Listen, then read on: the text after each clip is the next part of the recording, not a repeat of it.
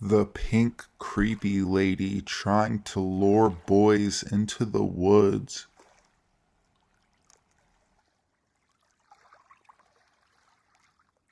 I am 18, male. I have an extremely large Alsatian dog, which needs to be walked 3 times a day for about an hour. I am a large guy, and on the day of this encounter, I was wearing an extremely large, padded, black leather jacket with black skinny jeans. This is important later on. My house is close to a large state park. I walk my dog here daily. I always take a secluded path off of the main path. There are two of these paths which run parallel to each other. They are about 20 meters apart. One path runs adjacent to a river, over of which there is an abandoned house/manor. The other path is higher up and overlooks the path next to the river. This is also important. So now, to get to my story, I left my house and started walking my dog at around 1 p.m. I take the main path until reaching the secluded paths. I take the path closest to the river so that my dog can go swimming. As I get around 1 mile in, I hear people talking from up and around the corner of the path. I put my dog on a tight leash as I slowly walk up the hill, with a 10-meter drop down to the river and around the corner. The hill's gradient begins to decline. As I look for the source of the noise, I see a lady in a pink blazer sitting on the ground, talking to another man on the ground. As I approached, I realized something was wrong here. The woman was smiling. The man was sitting halfway down the hill, almost in the river, with his bike upturned next to him. It appeared to be some sort of accident. The path was not slippery, but it was steep and narrow. The drop at this section of the path was around 8 meters of sharp rock into a white river. The pink lady had the following conversation with the man. "Someone is coming." The man grumbles something. "How did you know that?" the lady said. My dog started crying and walked just off the path to go investigate. I pull him back. I ask if everything is okay. She gives no response. She just smiles and looks towards the older balding man. We stare at each other for a second, and I get a better look at her before continuing to walk down the path. I end up back at the main path. I start to walk away back home, but I get a feeling in my gut that I should go back. After all, that man could have been injured and were just intimidated by my sudden presence or my grotesquely large dog. As I walk back down the path, I see this pink lady stop two boys, no older than 12, and say something about him being stuck and he needs their help. She would have had to leave the man there. Instead of going to the path where the man was situated, I took the back path which overlooked the path below and the river.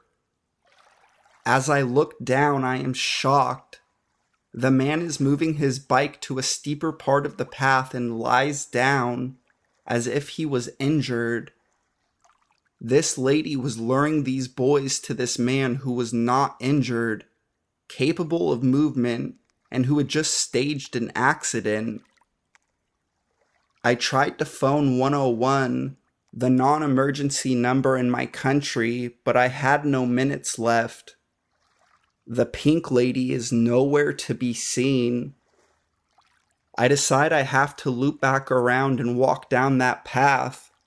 It takes me 10 minutes to do so. As I get around there, the lady and the man are arguing. The conversation went like this. Now where are we meant to go? If you weren't such a spooky bitch, those boys would have come in. You were the one who said we couldn't tackle the big guy. At this moment, I go into panic. I make my presence clear and approach them quickly. I have to get past them as quickly as I can. I pull my dog closer to me, and as I'm passing them on the narrow path, less than a meter in length, the man gives me the dirtiest look, while the lady gives me the toothiest yellow smile I've ever seen. I'm not afraid to admit it. I was scared. I run as quick as I can out of the woods.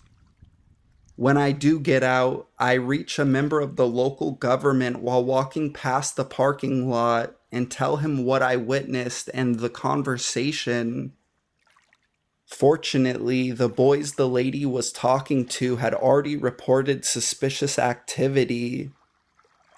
He tells me the children had told him that the lady was claiming her husband had fallen off the path and needed some help. The boys didn't fall for it. He had called the police as soon as the boys had told him. I soon left and will not be returning to that part of the woods in a long time. So, creepy pink lady, if you ever see this, I hope you get caught for whatever sick thing you were plotting.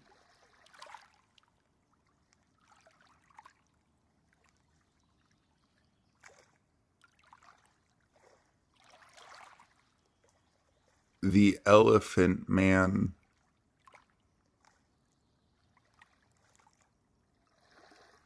This story happened back in the late 90s when I was in second grade. At that time, my uncle, my mom's younger brother, was enlisted in the U.S. Navy. Due to the nature of his job, he constantly traveled to other parts of the world. He was frequently stationed in different countries, sometimes for years at a time. Since he was usually so far away, my family did not get to see him very often. My mother and him were very close, and I had a special relationship with him as well. Every time he visited to a new place, he would send me a gift, a magic lamp from Saudi Arabia, castanets from Spain, rosary beads from Notre Dame, and so on. He was always a lot of fun, and I treasured the time that we spent together. This particular year, he received some time off and informed us that he would come stay with us for the holidays. I was beyond thrilled to be seeing one of my favorite relatives. One day, while both of my parents were at work, he decided to take my brother and I to a nearby mall. At the time, my brother was 12 and I was 7. We had a good time going to the various stores, getting lunch, and watching skateboarders at an indoor park. Although my uncle loved us dearly, I wouldn't exactly call him the most attentive babysitter. While the three of us were heading out, my brother and uncle were much further ahead of me. Both of them walked extremely fast and seemed to be engaged in their conversation. Being a very small girl for my age, combined with having Lyme disease, made it difficult for me to walk at their pace. As hard as I tried to catch up with them, I only seemed to be falling further behind. Suddenly, from the left side, I felt someone grab me. It happened in an instant, and my mind raced while trying to process what was happening. Looking up, I saw him, a face that I recall clear as day 20 years later. He was an old man, perhaps late 70s, but his face was horribly disfigured. All of his skin hung low and poured over his other features. What I remember most was his nose, which was more of a giant tumor so large that it covered his entire mouth. Looking back, it is now clear that he had elephant man disease. The man did not say anything to me. Instead, he crouched to my level and put his face just inches in front of mine. Then he made the most intense eye contact I have ever experienced. Both of his hands were wrapped around my arm so tightly that I winced in pain. Abruptly, he began shaking me, as if forcing me to look at him. I was so paralyzed in fear that I could not make a sound. For some reason, I simply stood there frozen, staring directly at him. While this was happening, the mall was by no means empty. People passed by, but they either didn't notice or didn't care. After about a minute, which seemed far longer, adrenaline got the better of me and I violently wriggled from his grip. In tears, I moved as briskly as I could towards my uncle and brother. Luckily, the man did not follow me. By this time, my family members had finally realized that I was gone and both turned around while I approached them. Their backs were to me during the entire encounter, so they had no idea what just occurred. I didn't say anything to either of them because I was afraid somehow I had done something wrong. When I got home, I had bruises from where the man had grabbed me. I hid them from my mom so I didn't have to explain what had happened. The incident left me so traumatized that the very same night I went vegetarian. In my 7-year-old mind, every time I looked at meat, I would think of that man's face and the way he had stared so intently at me. I would have nightmares that he was coming back for me and was petrified to go back to that mall for many years. Now that I am an adult, I look back and wonder what exactly transpired. Did he want to kidnap me? Was he tired of being ignored by society? Perhaps he had dementia. I will never know.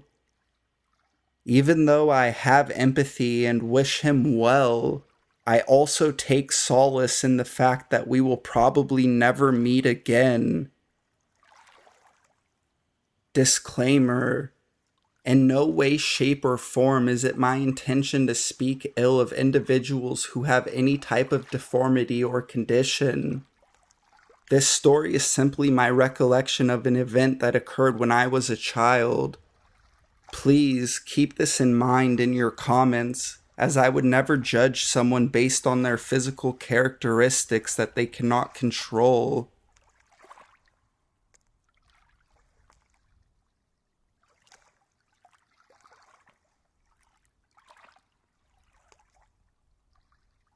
Game of chicken.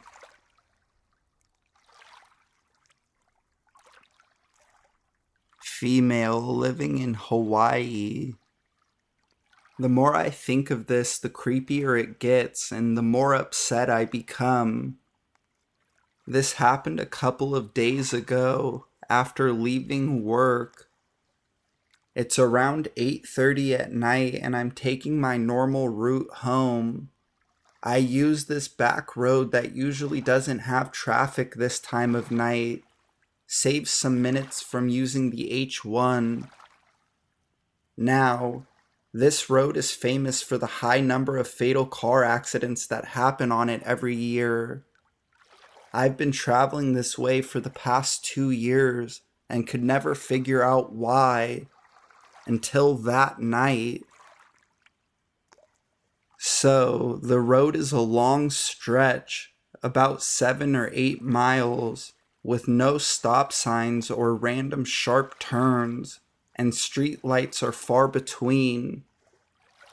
I'm driving along and I come up behind this car. Not sure the make, but it was a silver hatchback. It's going maybe 30 miles per hour, 35 tops, and the speed limit on that stretch is 45 miles per hour. Only reason I know that it is going slow is because my speedometer never went above 25. On top of that, he kept speeding up a little bit, then going back down to his snail pace. I follow behind him for a little bit. He's still doing this speed up, slow down thing until I get impatient and decide to pass him. Seeing the dotted lines, I proceed to pass, but they speed up. Okay. Maybe it's 'cause we're going slightly downhill. I accelerate more, 45 or so, and so do they. I glance over to the car, making a what the fuck face. It's dark out, so not sure if they see me. It's then that I notice a car coming straight ahead. The lights are still a good distance away, so I have time to still get over. I press on the gas harder, bringing my speed up to 55, thinking I'll be able to pass now. Nope. This asshole in the car beside me is still matching my speed.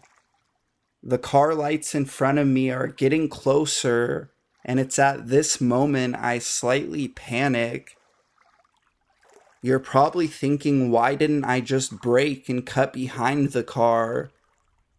Well, one, the car that was behind me is now behind the car that I'm trying to pass, and two, if I slam on my brakes at my current speed, I'd probably fishtail and take out all of the cars anyways. The car in front of me is maybe 10 car lengths away by now, and I see them swerve to the side of the road, but there's really nowhere to go. The only thing I can think to do is press on the gas and try to cut over. I'm hitting 60 miles per hour now, and the damn car is still beside me. They're really not slowing down at all. The oncoming car's headlights are super bright, and I know that I'm just seconds away from being in a head-on collision. I hold my breath, slam on the gas, and I swerve my car over just in time to see the lights of the car coming speed past me. My heart's pounding in my ears, and I'm trying to catch my breath, thinking, oh my god, I'm still alive. Oh my god. I look in my side mirror to check on the car that was heading towards me, making sure that they didn't fly off into the tall grass or something, and I can see their taillights in the distance. Thank God. I then glance in my rear view to see that the car that caused all this has slowed down considerably. Like, they have to be going no more than 40 now. I slow down even more, trying to get a better gauge on their speed because there's no way they're going that slow now. My speed, 45 miles per hour. Their speed, fucking hatchback speck in the distance. What the fuck? How are you speeding 1 second, then back to your original slow pace? Maybe this isn't that creepy and maybe it doesn't belong here, but I can't get over how there was almost a 4-car accident because they didn't want to let me pass. I probably didn't handle this situation correctly, but the whole incident happened within 5 to 15 seconds, and I truly just panicked, and my thought process was not the best. Not sure how I would have been able to avoid a wreck any other way. Hatchback douche. Stay away from me. Side note, writing this out made me see that maybe they had baited me with the whole speed up, slow down thing.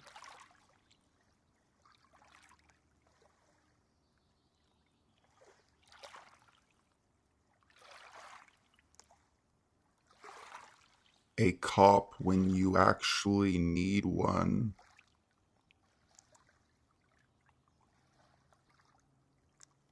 So this happened earlier in this year. As a little background, I'm a 30-year-old male, married, 29 at the time, with a young daughter.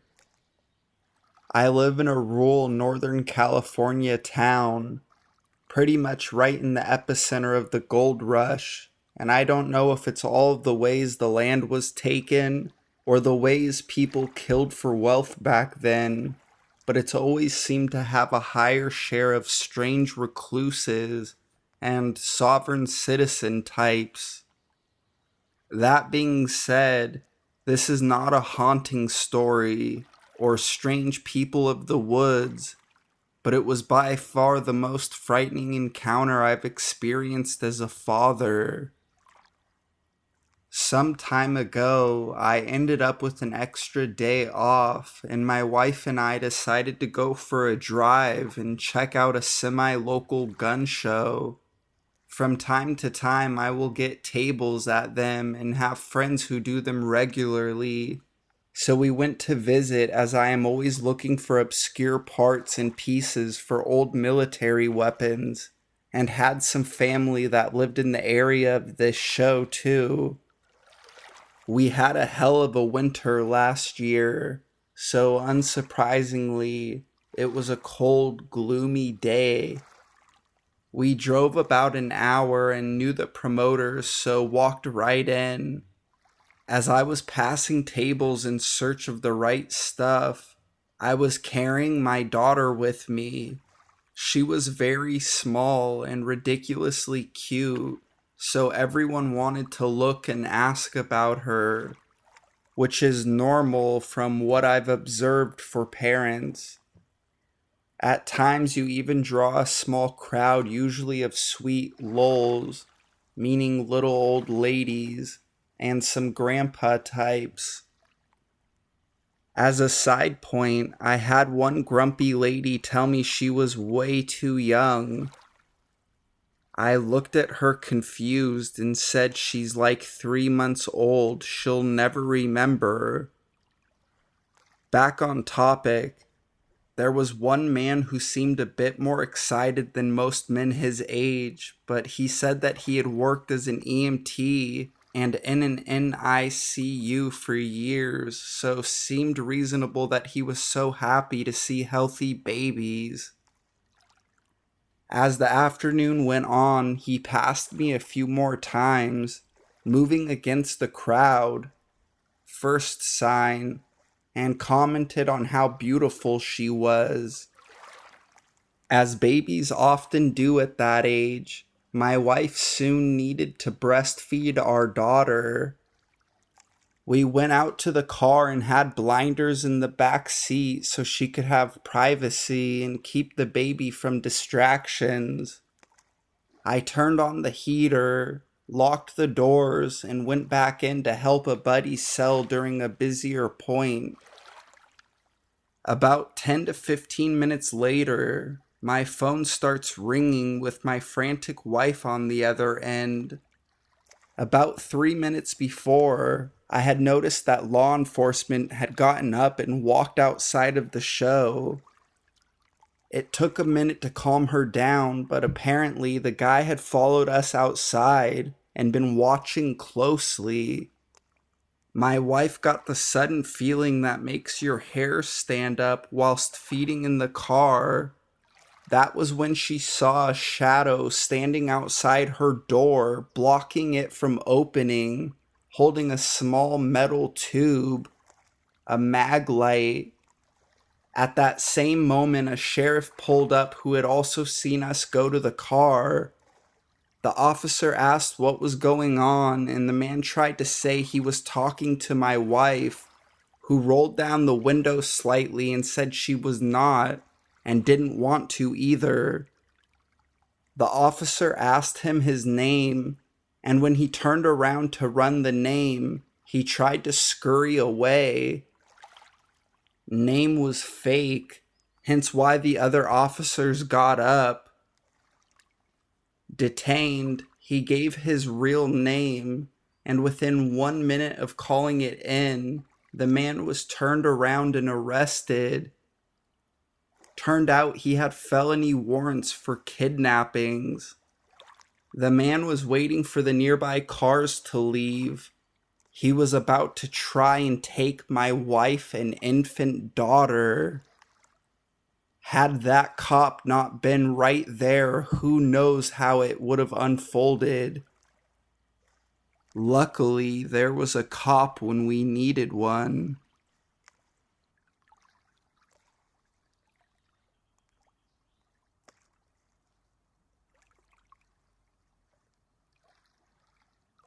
Playground encounter.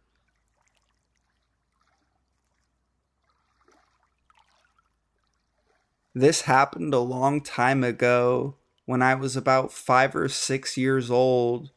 I am 27 now.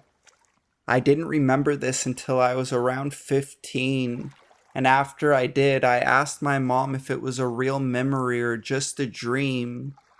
She confirmed it happened, or at least the parts she knew of. I live in the Netherlands, always have. The conversations were in Dutch, which I will translate as much as possible. As a kid, I lived in a quiet neighborhood with around 100 houses. It was set up in sort of a big circle, with only one way of cars to enter, and only 2 other ways to enter by foot or bicycle. We lived on the part of the circle closest to the car entrance, which we called the front street. The other side of the circle we called the back street. On the back street side there was a small playground, which could be seen easily from the houses there. It had 2 swings on this T-shaped blue swing set, a yellow climbing tool shaped like a snail, and a small football field with 2 goals.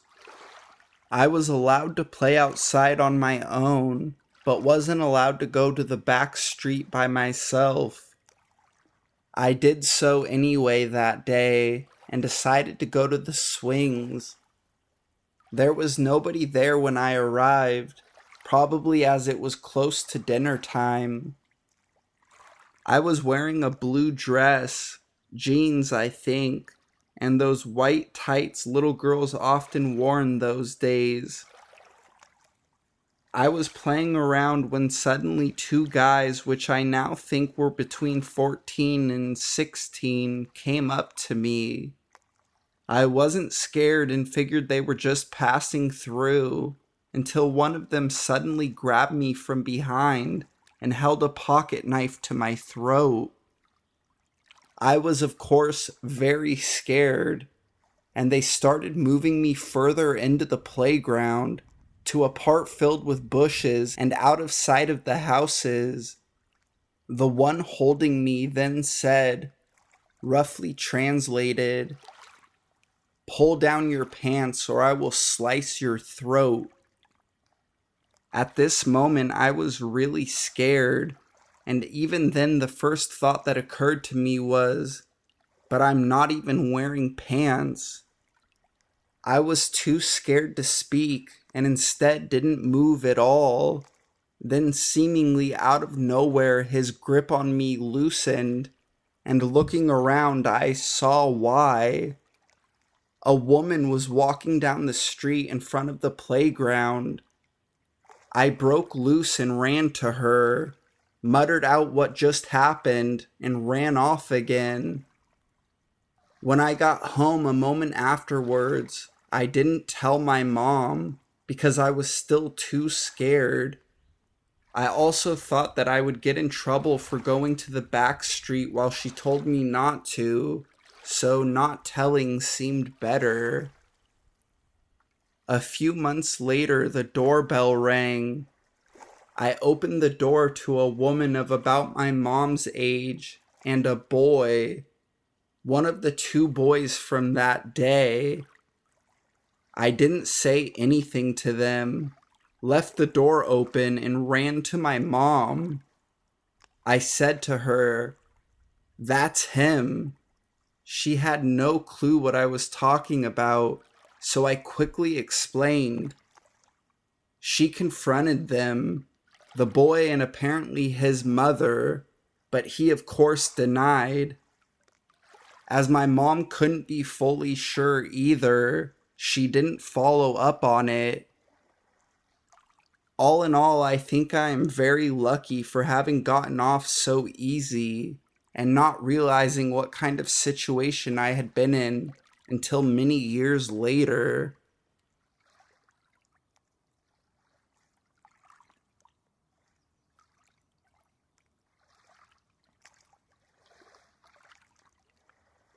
Let me in.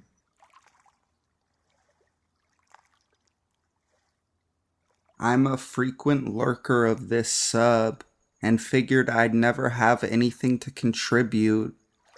Definitely a good thing. However, having had to call the police tonight, non-emergency, no worries, I remembered an unsettling series of events that occurred around 14 years ago when I was in the 8th grade. Warning, this story is kind of a slow burn. I grew up in the rural South, next door to my grandparents. We lived in a deeply wooded area right off of the highway on a large plot of land my grandparents owned. When this took place, only my grandmother was alive. While not huge, our woods were large enough to act as a home for deer, rabbits, foxes, and the like. Just to give you a sense of how in the boonies this was, at the edge of our land was a family-owned dairy farm and fields along the highway. Google Maps still can't locate my childhood address. Near the end of 8th grade, our class went on a day-to-day field trip and parents were to pick us up at 10 p.m. This being before the cell phone boom, I was pretty embarrassed and upset when no one came to get me from school. We tried calling my house phone. No go. About an hour late, my dad finally came to get me in his pickup, calm but visibly rattled. As it turned out, as my dad was leaving to get me, 4 strange men were lurking through our large wooded yard. Burly redneck he is, my dad chased them through the woods until they disappeared into the field. Our tiny Pekingese pug giving chase right along with him. The police were called, but there wasn't much they could do aside from filing a report. While scary, I was kind of an oblivious child, and with the police having been called, I figured it was over with. Addicts would sometimes steal lawnmowers and weed eaters. It happens. Looking back, the things that happened over the following months make my skin crawl. I began to notice strange cars parked off the highway near our home in the middle of the night. Given that our house was tucked back into the woods, it was easy for them to keep the license plate turned away from the view of our windows. The cars were always just sitting there, no one getting out or in, nothing whatsoever to even feign a breakdown. We called the police when we noticed these strange cars, but the distance to our home made it so that they had always driven off by the time anyone reached us. I didn't understand this at the time, but we were clearly being watched. Even as an adult, I don't understand what these people wanted. We lived in a little trailer that didn't exactly scream, "Drug money awaits," and there were equally isolated yet affluent neighborhoods that were easily accessible. My parents worked full-time during the day, and my sister and I were both teenagers in school, so why not break in during the day? As I said, our home was wooded, shielded off a dirt road from the highway we lived on, so no one would have even noticed. I was in bed when the men came back. It seemed the strange car visits had lessened, but my father went out late one evening to get CDs from his pickup, and they were out there again. My mother made us stay inside when she called the police, but I remember the sound of my father screaming as he thundered after them. Just like last time, they disappeared into the woods. The police couldn't find them. They agreed that they were stalking us out. We were poor, so there was no money for security equipment. My mother had never allowed guns in the house until this point, but my grandfather's old rifles were now being kept in their closet. While we lived in our trailer, our grandmother lived beside us in a little brick house she built with my grandfather in the 70s. It had an old-fashioned carport with steps that led to her front door, clunky with frosted glass shutters from top to bottom. It made a distinct, heavy sound of shaking glass when it was being knocked on. Usually, a family member would sleep over with her in case she needed something, but she had been feeling well that day and didn't need help. She always stayed up late watching television and liked to sleep during the day when it was sunny and warm. A man came to her door sometime past 3 in the morning. She called out to ask who it was, thinking it might be one of us. There was no answer. He continued to knock while my grandmother told him to go away and leave her alone. Instead, he opened her door. It was old and fairly easy to unlock, but her chain lock kept him from getting in, so he spoke directly to her through the crack.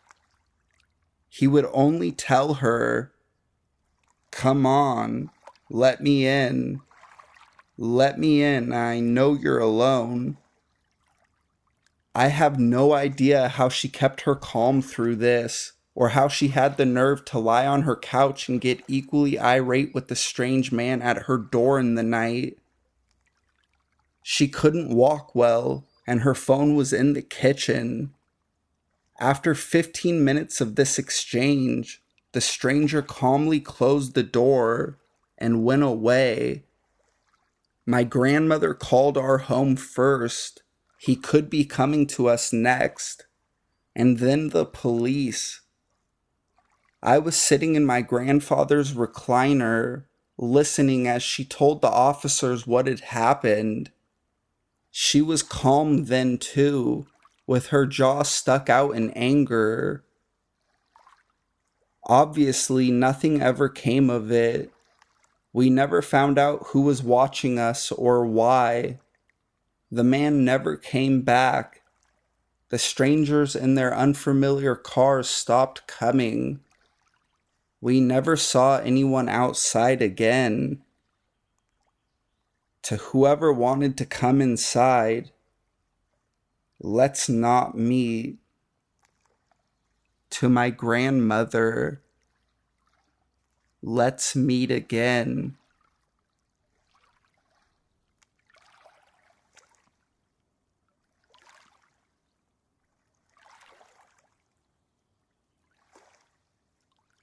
Someone smashed a window right behind me.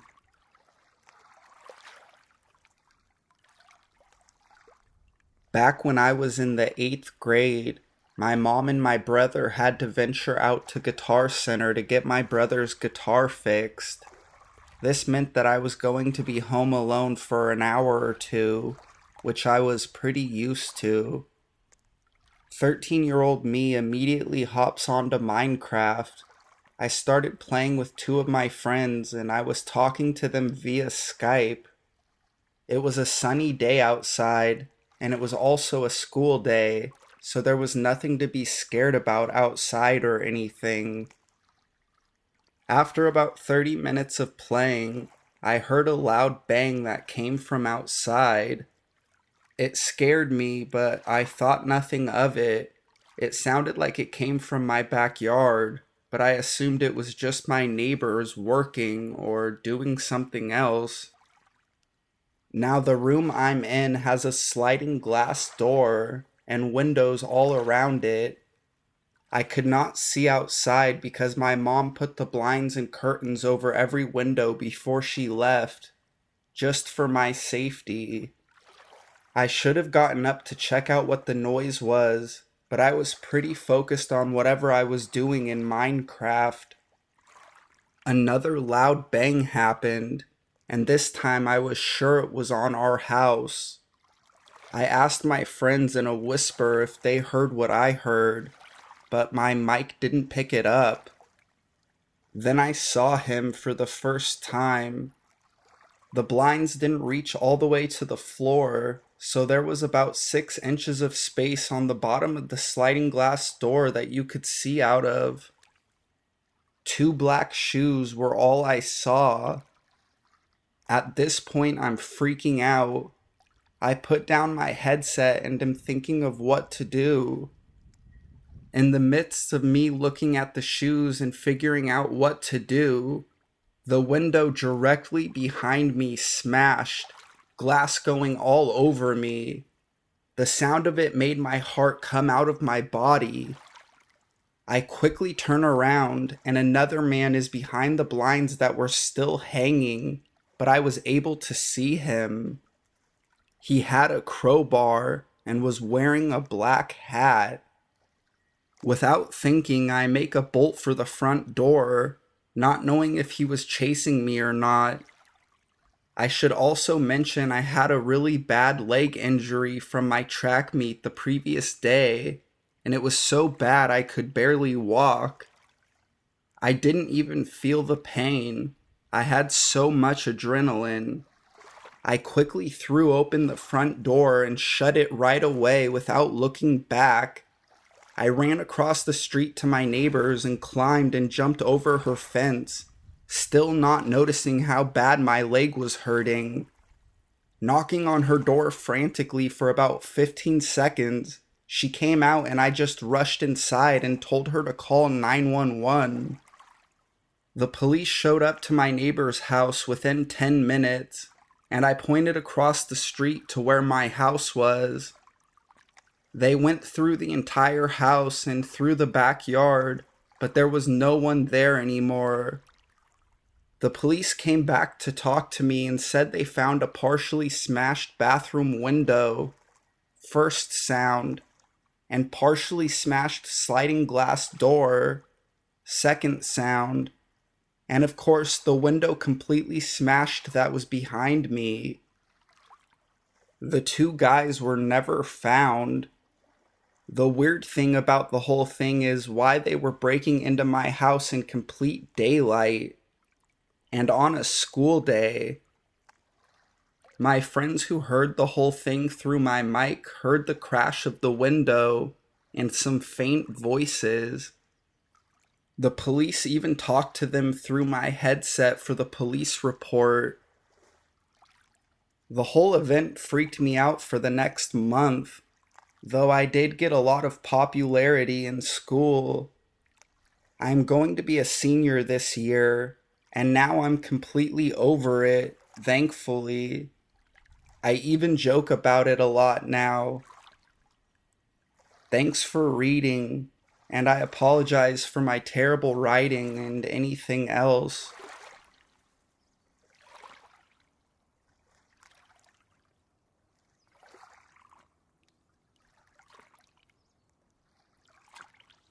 It gave him a thrill.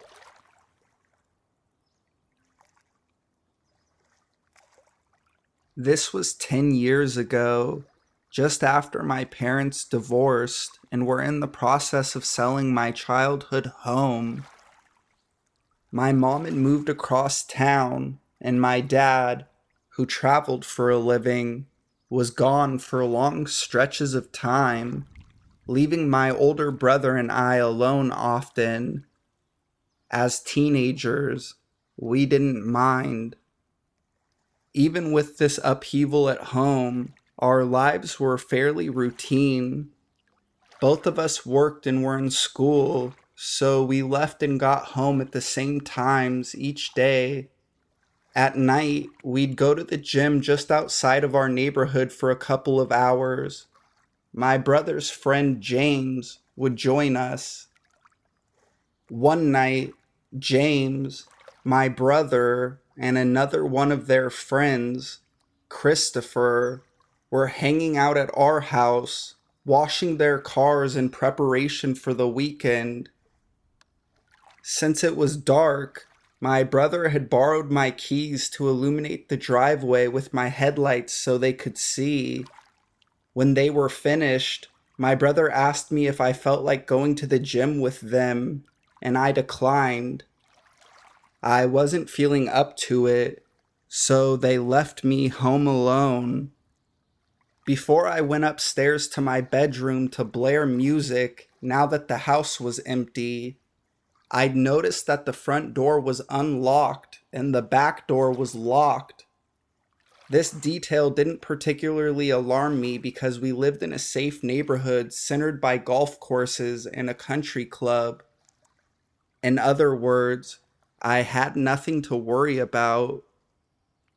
I went to my room and listened to loud music for about a half an hour with my door shut. Then, hungry, I went downstairs to fix myself something to eat. That's when I noticed the front door was locked. I wasn't too concerned at this point. Perhaps I had locked it before I went upstairs. I didn't remember locking it, but it was the most rational explanation.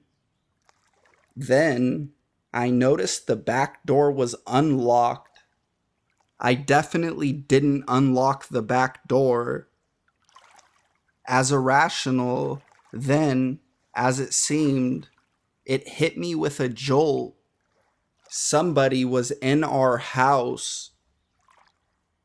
My brother had left my car keys on the counter in the kitchen. I grabbed them and ran out the front door to my car. I put the keys in the ignition, and it didn't start. My brother had left the lights on. The battery was dead. It was like being in a horror movie. Frantic, I called my brother. Since he had his headphones plugged into his phone listening to music while he worked out, he was forced to answer. I think somebody is or was in our house, I said. I told him about the front door and how I didn't lock it, so either somebody was in our house or in our backyard. Can you please come home? And as I said this, a man with a miniature baseball bat comes from the side yard of our house. His pace was quick, as if he didn't want to be seen, but it slowed once he'd reached the road, where he walked normally, as if nothing had happened. I told my brother what I just saw. I recognize him. I said, "It's our neighbor."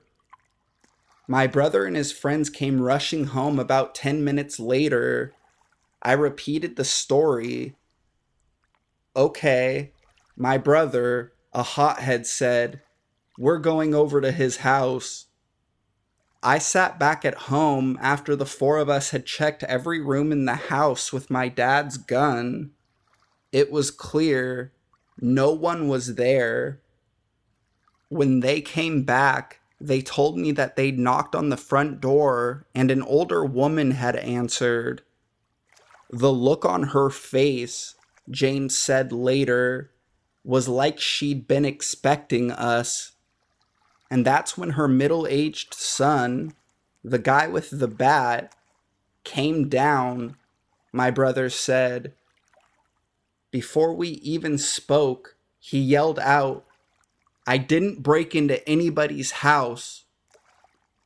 We never said that, my brother had said. We just wanted to tell you that somebody was in our house just now. The mother had taken on a protective, though somewhat submissive stance. "Listen, I'm so sorry. It won't happen again. I promise it." My brother and his friends saw in her eyes that she knew that they were telling the truth, that her son wasn't. "It better not," my brother had said, looking up at her son behind her. When they got home, they recounted this story for me, and we began to dissect what had happened. We'd seen this man before. He was older, late 30s, early 40s, and lived with his elderly parents. He only seemed to come out at night, when he would go on long walks around the neighborhood, muttering to himself, carrying a miniature baseball bat to fend off dogs, as he'd been overheard telling a neighbor. He obviously had mental problems of some kind, and he'd obviously been watching our house. He knew our routine. We determined that he may have mistaken my brother's friend Christopher for me, and thinking the house was empty, entered through the unlocked front door. When he realized that I was home, he then left through the back door and had hidden in the backyard until he thought the coast was clear. How long he'd been inside, we weren't sure, but I'd been in my room for at least half an hour. Why he was breaking into our house, we didn't know, but we guessed it wasn't the first time he'd done something like this, and it may have been the overactive and speculative imaginations of a bunch of teenagers, but we guessed he did it because running around someone's empty house, unbeknownst to them, gave him some kind of sick thrill. Perhaps stalking people gave him something to do, and it was clear to us that he probably couldn't help himself, that he'd probably do it again.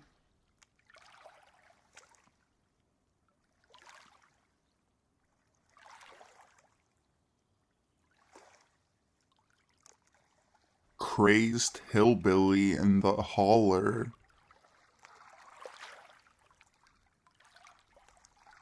I'll start off by giving you some background info. It was 2009. I was roughly an 18 to 19-year-old female living in a trailer house at the opening of a holler in Kentucky, Williamsburg for those familiar, with my boyfriend Josh and our roommate Brent, who both worked in town at the local Mickey D's. I had just moved to town, so I didn't have a job yet. One night, Josh and Brent both had to work the late shift and left me home alone. This wasn't unusual and had happened a few times before. The way our trailer was set up was you walked up some steps to a porch where the front door was. Upon entering, it's the living room with a hallway to the right, where mine and Josh's room and a spare room was. Brent had the master bedroom to the left through the living room and kitchen area. There was a back door that was also in the kitchen next to the master bedroom door. There wasn't much in our living room except a TV, a Xbox, and a couple of couches, with a bat laid next to the front door. Anyways, I was sitting on the couch nearest the front door, which has two huge windows on both sides.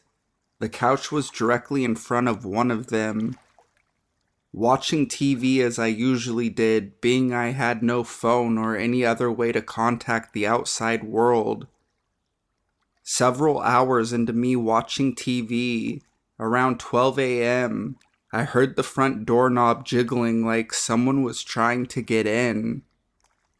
My heart instantly dropped into my stomach. With no way to contact anyone, and the nearest neighbor being across a huge field way out of earshot, I thought for sure I was dead.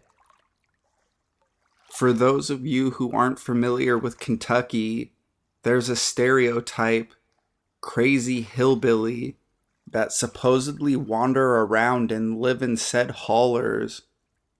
I figured this was just used to scare kids and rowdy teens, etc. Well, apparently, I was wrong. I got up and grabbed the bat next to the couch I was sitting on to see if maybe it was my roommate or my boyfriend coming home from work early. But seeing as I didn't hear a car arrive or any doors, this was highly unlikely. When I looked through the peephole, whoever it was had it covered so I couldn't see their face. I nearly pissed myself. I turned off all the lights and locked every window and door in the house, hoping he or she would just go away if I ignored them. Dear God, was I wrong. This person proceeded to jiggle the front door handle some more. Some trailers have doors that are pretty easy if you mess with them enough. Till I guess they got frustrated and ran around to the back door and started the same jiggling, trying to see into the window on the back door. This went on for a good 20 minutes of this person terrorizing me, running back and forth from door to door, then started to bang and shake all the windows as they ran around my house. At this point, I'm in a ball crying in the living room on the floor with the bat, praying that they wouldn't try to break down the old-ass doors. Eventually, after about 45 minutes of terrorizing me, I guess they gave up and went back to wherever they came from. My boyfriend showed up about 15 minutes later, and I made him check the house and outside. We never found anyone, but we did find some footprints in the mud that were smudged in the morning.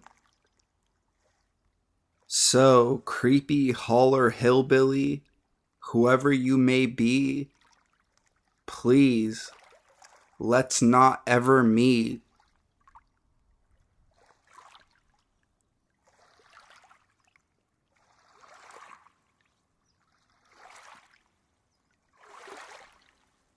Drunk theater creep.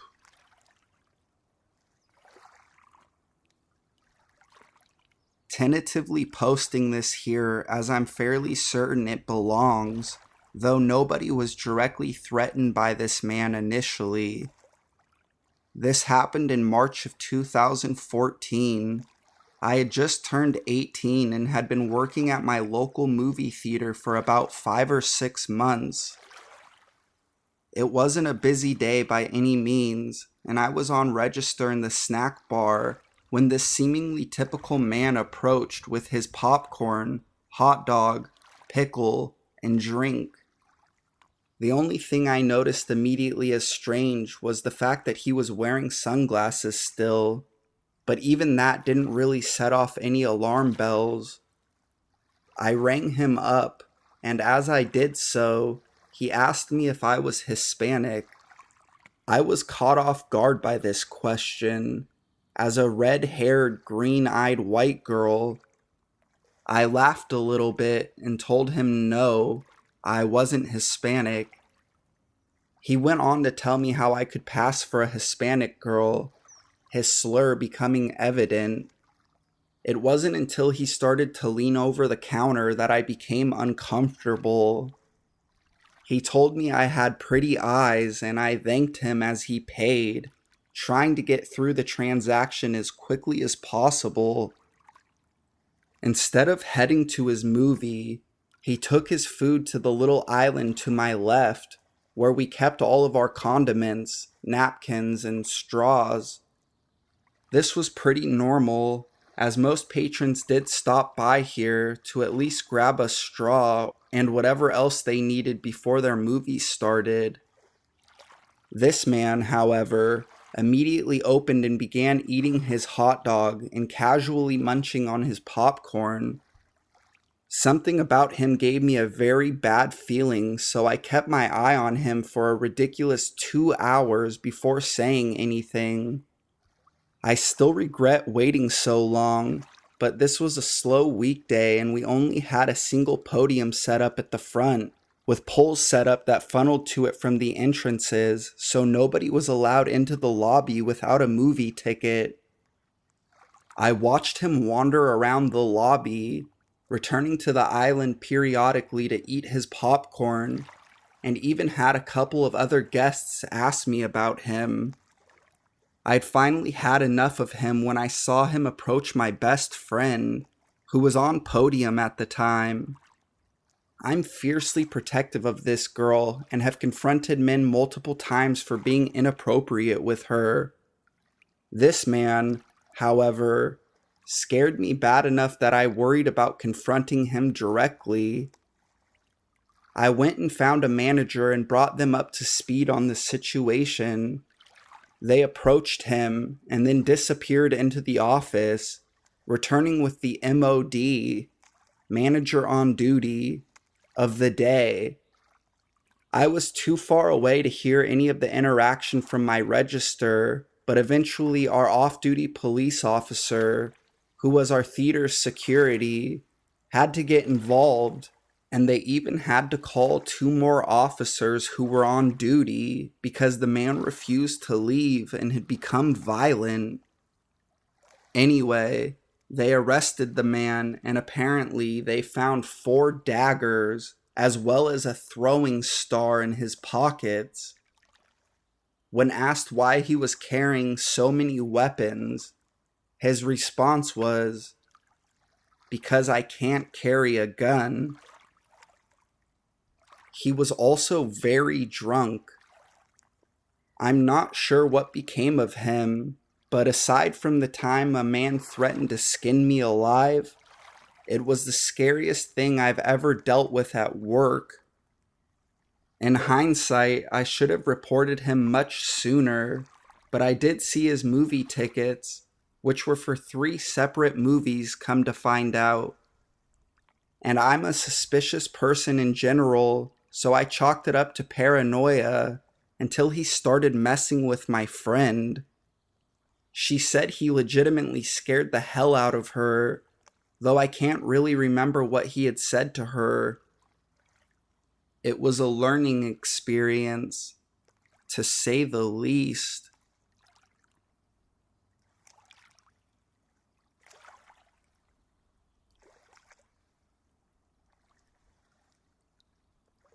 Dog sitting and a gross abuse of free Wi-Fi.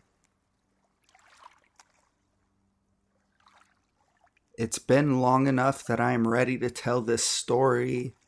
Last year, I was dog sitting for my aunt. The dog is small, sweet, and a little skittish.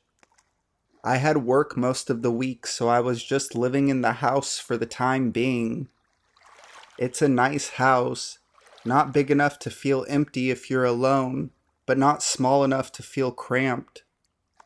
The only rooms I used were the kitchen, bathroom, living room, and the guest bedroom. My last day of work this particular week was a double shift. I was excited because after this I had 2 days off. I planned on using them to introduce the dog to RuPaul's Drag Race. I usually try to keep good spirits for a double shift because regardless of the time and annoying customers, extra money is always needed. My old job was a barista and cashier. Mornings are always busy and nights are slow. On weekends, people are more concerned with coffee and breakfast than anything else we may have to offer. I was having a nice time, actually, because this day was turning out not to be as hectic as the previous ones that week, one even involving a small fire. As the morning rush line was dwindling, the limited tables in the restaurant came into view, and I started people watching. As I slowly scanned the customers eating bagels and reading the paper, my eyes met a man at a laptop. He had long, dirty hair and a bit of stubble. He stared at me with a little too much intensity. I wondered if he found my people watching rude, so I decided to clean a bit and restock instead. It didn't take long for a line to reform, so I returned to my register. Once again, after the line died down, I could see the few tables in the front. The man was still there and he was still staring at me.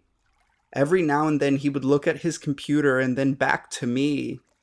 It almost felt like he was looking right through me, or like he could see every part of me. It felt so uncomfortable that I went and cleaned in the back of the restaurant, out of his sight. After the next rush, I took my break and sat far away from the man.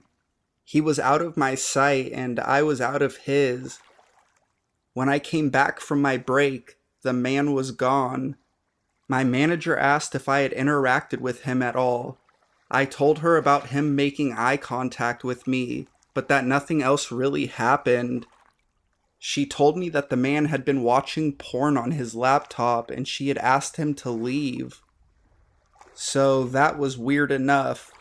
This man had been watching porn and staring at me. I really wish that this is where the story stopped.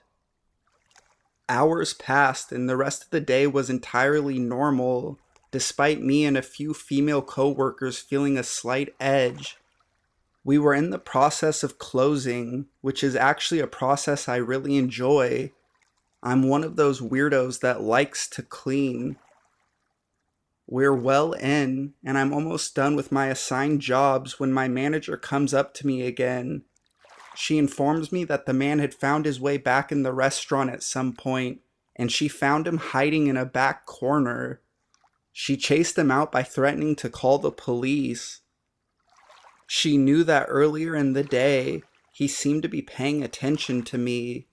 She said I could finish up whatever I wanted or needed to, but afterwards she strongly advised me to get home as soon as possible. She also offered to walk me to my car. I took both offers and quickly got my things together and clocked out. My aunt's house was not far from work. It was a 5-minute drive at most, which was helpful because then I didn't feel crippling anxiety for much longer. I got in the house and after triple checking that I had locked every door, got into my pajamas. But unsurprisingly, I was not ready to sleep yet. Now was the time to introduce the dog to RuPaul's Drag Race. I went into the living room. The living room consists of a couch, 2 chairs, a TV, a window, and the front door. Ultimately, the porch light was broken and the window had no curtains. That had me a little stressed, but I was willing to take that over the only other TV in the house, which was the one that exists in the scary basement. Facing the basement TV included having my back to a sliding glass door facing the very dark woods. No thanks. I was setting up the TV when the dog started growling. I didn't really think much of it. As I said, the dog is skittish, so he growls and barks all the time. I wasn't looking at him. I was muttering shush shush and figuring out how to work the TV. The dog didn't stop and started to get louder, so I finally put down the remote and turned to face the dog. I froze. The dog was barking at the window, and there was an outline of a man at the window. The exact same build as the one from the restaurant. I screamed, and luckily that was enough for the man to run away from the window. I stood there frozen for a while. The dog had calmed down, but I hardly felt safe. So I went to the kitchen, grabbed a big knife, and did what any responsible adult would do: called my mommy. She did not advise calling the police. My mom never does, and instead came over and spent the night with me. I told my aunt. I spent the rest of my time dog sitting, clutching the knife anytime I slept or took a shower. My aunt also gave me permission to have one friend stay with me every night. Nothing else ever happened. I never even saw the guy come into work again. A part of me wishes I knew who he was or where he went or what he even wanted with me. I'm glad that he was a coward and that all it took to scare him off was my scream and an extra small dog. Let's not meet again, stalker porn guy. Who watches porn in a sandwich shop anyway?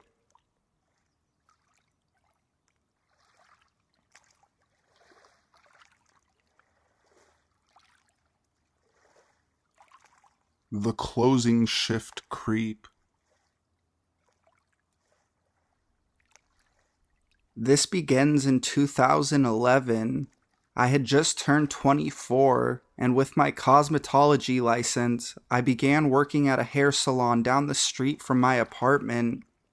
I lived in a very wealthy suburban neighborhood on the water. I called it the sleepy beach town. Most nights I worked the front desk, closing with my coworker, Becky.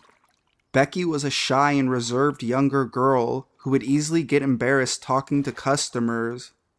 I, on the other hand, was very extroverted and took pleasure talking with anyone and everyone. The salon was divided 3 ways. There was a room to the left where the stylist cut and colored hair. The receptionist's desk was on the right when you first walked in, and behind it, there was a wall between the desk and the back room, reserved for guest waiting, spa treatments, and shampooing. I had to approach from the side to get behind my desk. It started off as a typical night at the salon. There were 2 stylists finishing up a couple clients in the stylist room, while I was busy training Becky on how to close out the cash register. The clock just turned 6:30 and it was already dark out when a man walked in. He was tall and a true silver fox with a full head of hair. He wore a black North Face fleece, and he looked like your typical Pacific Northwest local. He asked me if he could take a seat and wait. This is not a weird request in the salon since many women's husbands come in to pick them up and wait until their wife's appointment is finished. I assumed this man was doing the same. 20 minutes passed, and then he walked right up next to Becky and I behind the counter. He looked down at me and says, "I've been waiting, but no one has showed up."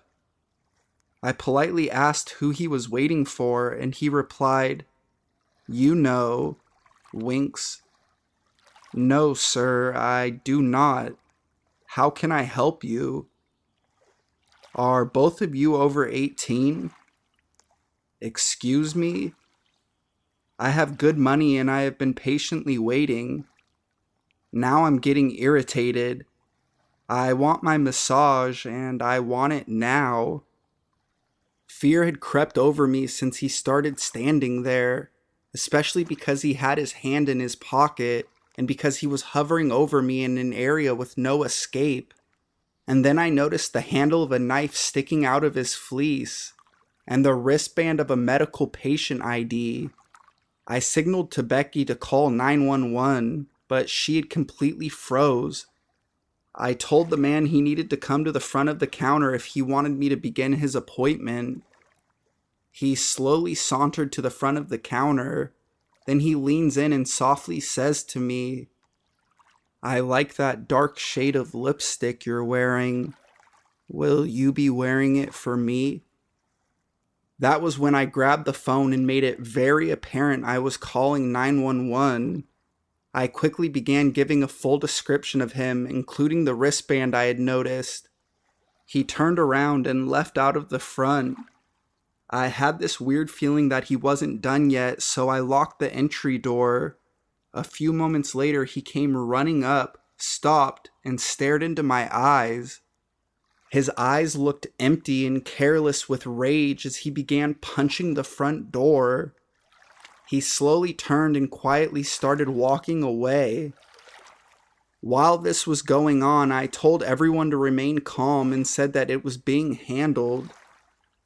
Thankfully, the cops showed up and immediately detained him.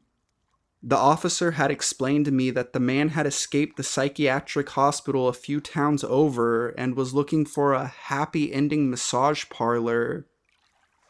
During our weekly team meeting, the owner of the salon told me that what I did was not protocol and that if it were to happen again, to get an adult to help. I left that salon shortly after and am very happy with my career change into real estate. So far. Creepy man escaping the psychiatric hospital for a quickie? Let's not meet again.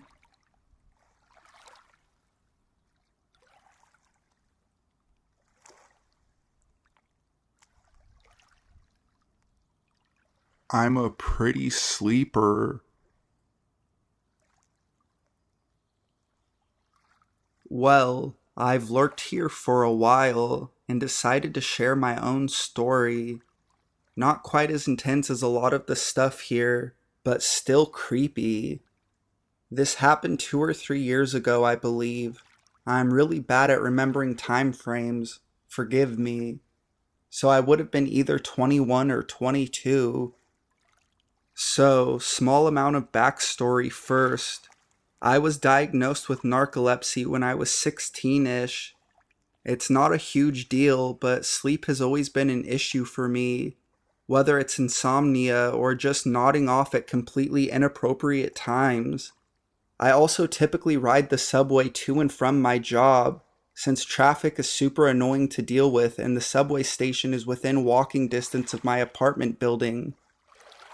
I ended up working overtime that night, so obviously I got off work later than what I was used to.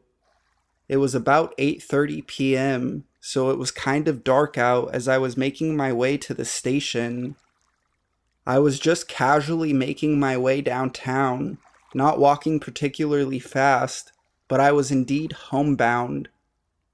After a bit of walking, I can hear someone's footsteps behind me.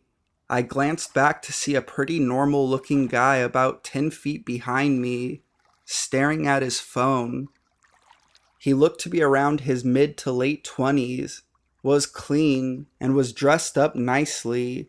Not anything super fancy, but it was obvious he wasn't poor. I didn't think much of it and just assumed he was another person walking home from work. After I noticed he'd been right behind me for 2 blocks now, I decided to try changing up the route I was going, just to make sure nothing weird was going on. He could have been heading to the subway just like me, but I wanted to be safe. During the last block there, I purposely made an unnecessary turn that pretty much just led in a loop back around to the station, rather than straight towards it, and he went right along with me. For some reason, most likely because I'm very stupid and lack decent reasoning abilities, I decided that turning around and talking to him was a good idea. In hindsight, I probably shouldn't have done that. And once more, at it with my crappy reasoning abilities, I just straight up say, "Are you following me?" The guy stares at me for a moment before laughing and saying he was just so focused on what he was doing on his phone, he must have ended up accidentally tailing me. Because I'm gullible, I just believed him on the spot, laughing and saying how I've done that exact thing before. He then turns around and starts walking the opposite direction. I make it to the station safely, wait a little bit for the train to arrive, and then take my seat. It wasn't very crowded inside, probably because it was a weekday and was now somewhere around 9 p.m. I headed straight for the seats that were off in the corner away from the other people that were there. As I'm waiting for everyone to board so the train can leave, guess who I see walk in? Yup, the guy who was following me earlier. As he walked in, he looked right at me and took a seat relatively far from me. I didn't think much of it because he could just be heading home as well. After a few minutes, I started getting really tired, and you guessed it, I accidentally fell asleep in my seat. I really need to start carrying raw coffee grounds with me or something. I couldn't have been asleep for more than 10 minutes or so before I woke up though. But when I did, it was the creepiest thing. The guy from earlier was now sitting directly across from me, and he had his phone held out in front of him, obviously taking pictures. He jumped a little when I sat up straight and proceeded with my very eloquent response of, "Whoa, what the?" Now here comes the worst part. He didn't even try to hide that he was taking pictures of me, and instead he looked me right in the eyes and smiled as he said, "I'm sorry, you looked so pretty sleeping." I wasn't really sure how to respond to that, but was creeped out to the max and told him that he needed to delete the pictures he took right now. He apologized and then tapped on his phone a few times. Looking back on it, I should have demanded that he show me his phone to prove it. He could have just faked it for all I know. I got up and moved to a different seat, but he just sat there staring and smiling at me the whole time. Luckily, he didn't try to follow me anymore after that, but what he said, in addition to him waiting until I was unconscious to move next to me and take pictures of me, still gives me major heebie-jeebies.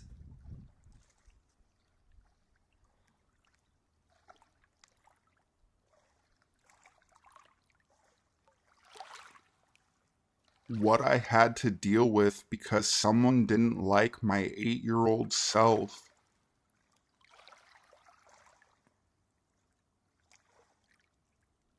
When I was 8 years old, I spent most of my free time playing in the streets near my house.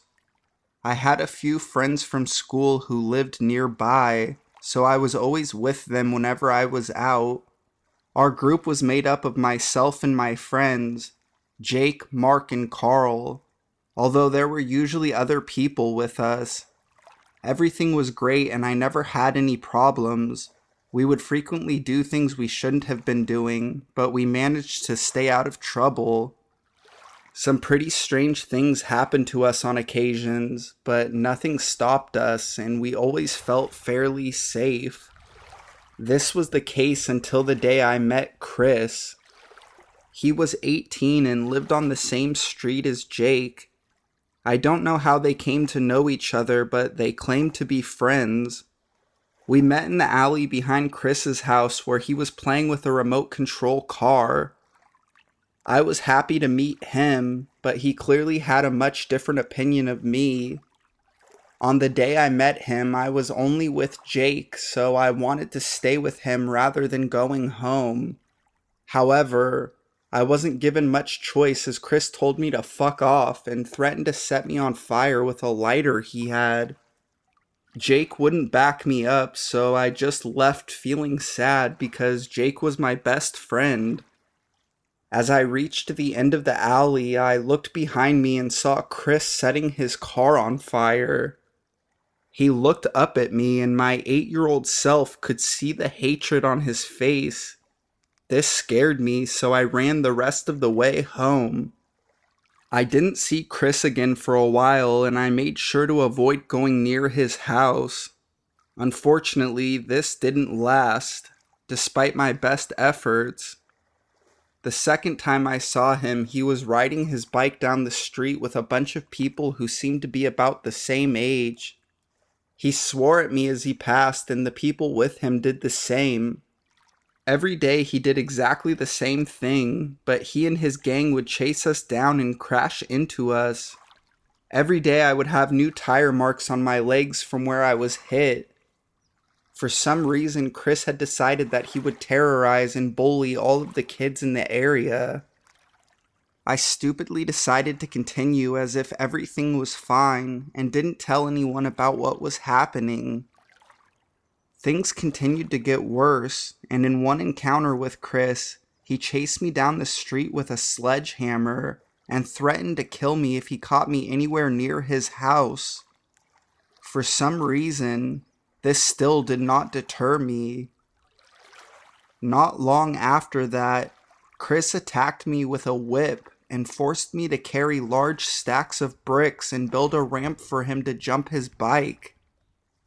Although on this occasion he stopped whipping me and decided to help me build the ramp before telling me to leave. On another similar occasion, Chris whipped me and forced me to walk a mile carrying a radiator. I don't know how Chris was never caught for doing this, but somehow nobody ever saw him or tried to stop him. I would have tried to run, but I wasn't exactly the fastest and he would have caught me easily, and things may have been much worse. To this day, I still have scars from that. After that, I was near my friend Carl's house and unintentionally interrupted Chris and his friends trying to set some bushes on fire. They chased me with homemade flamethrowers and almost set me on fire. I managed to escape unscathed, but things didn't get better. A few days later, my dad's car was broken into and things were stolen. He threw rocks at both of my parents and even threw one through the window of my dad's car while he was driving. We kept calling the police on him, and when he threw the rock through my dad's window, my dad threw it back at him. Most of the time, my parents were caught completely off guard by his attacks, and it's a miracle that nobody got hurt. Chris and his friends kept terrorizing me, my friends, and my family. I was finally left alone when my granddad caught one of Chris's friends chasing me on a bike. He knocked him off his bike, grabbed and threatened him. I never had any problems with Chris after that, but he kept treating everyone around him like shit. A few years later, I heard that he was arrested after a police manhunt and his family moved away. That was the last I heard about Chris, and it has been about a decade since the incident with my granddad. I'm now 18 and Chris will be about 28, but I still never want to see him again. The only thing he ever did for me was give me a story to tell people about how weirdly dangerous my life was when I was 8. I don't know why he was the way he was, but I don't care. I just hate him.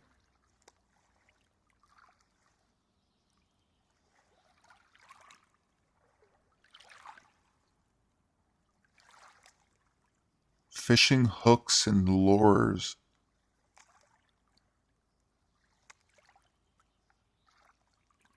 This went on over the course of a year, with the last incident taking place in December of 2016. I used to own this green 1998 Toyota Camry. It was my grandmother's until she gifted it to my parents, who eventually gave it to me as my first car. It was nice and reliable, but I have a bad habit of letting my cars accumulate a bunch of stuff before cleaning them out. Because I still lived with my parents, they would use the car from time to time if they needed it. One day, I noticed a bunch of fishing lines with hooks on them in the back of my car on one of those rare occasions that I clean it out. A bunch of the hooks are embedded into the upholstery, and more are between the creases on the seat. It takes me a while to get them all out, and I almost prick myself several times doing it. I have no idea how long they were there, as the last time I'd cleaned this much of my car out was months ago. At any rate, I'm annoyed. At first, I thought my dad had put them there, as he had recently used my car to transport a bunch of old junk for a garage sale. I asked him about it, but he told me he's never seen any fishing hooks or lines in any of the old stuff of ours, and nobody in my family even fishes, so it wouldn't make any sense for us to have it. He's also the only other person that has used my car at all in the past year or two. I'm the kind of person who locks up everything, every night. I triple check my car doors, and even if I'm a little uncertain as to whether or not I locked up, I will go back to my car and check, no matter the inconvenience. I also park it where I can see it from my bedroom window and hear if anyone tampers with it, so I doubted anyone could have broken in and just assumed my dad missed it, and I didn't think anything more of it until a month later when I found even more fish hooks in my back seat. At this point, I ask my dad about it again, but he figures I'm either pulling a weird prank on him or someone is breaking into my car. I wonder, though, why anyone would break into my car, not steal anything out of it, and leave fishing hooks instead. It just didn't make sense to me. To give you an idea about how weird this is, I live in a neighborhood where everyone knows everyone. We all talk and even have a private Facebook group that started due to a drug house at the end of the street cropping up, though at this point it wasn't active, and as a sort of neighborhood watch group that always posts whenever something suspicious happens. So I don't have any neighbors I don't know for miles, and none of the ones I do know are this shady. Again, without any explanation or clear motive, as the days and weeks pass, it fades into the back of my head. I get a new job selling mattresses, as I'd been unemployed focusing on school for a while, and move out of my parents' house to live with my girlfriend.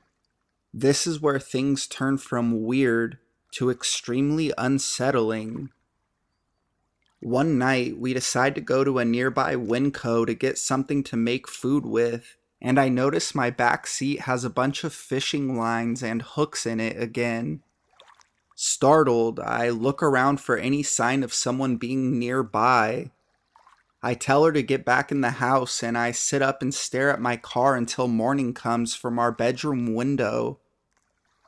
After triple checking every door and window to ensure they were all locked, but I don't see anyone or anything, I get ready for work and she gets ready for her college courses, and we leave. The store I was working at during this time had a weird L-shaped design to it, with two different entrances and a cafe taking up the space between them. There was one entrance that was easily visible from the front desk, and another that you would have to get up to go see. As I was closing up the night shift after the last incident, I go to turn off the open signs and see in the center of the obscured hallway an entire roll of fishing line, coiled up, but some of the line leading to the door where a pile of hooks sat. I had no customers that day and never heard the door alarm go off. I then noticed someone had turned the door's alarm off, but neither I nor my coworker had ever tampered with the device before then, and it was behind the front desk. I was shaking. Someone had been stalking me and leaving these lines, but I had no idea what to do. Call the police? Other than the fishing lines and hooks, there was really nothing to trace back to anyone. My store had no cameras, and corporate would never agree to installing them. Neither my family nor my girlfriend's could afford security cameras either. I figured the best I could do would be not to appear as frightened as I was, in case whoever was doing this was watching me. I thought that if seeing something like this didn't make me go about my day any differently, and I didn't give whatever reaction this person was looking for, that they would give up and go away.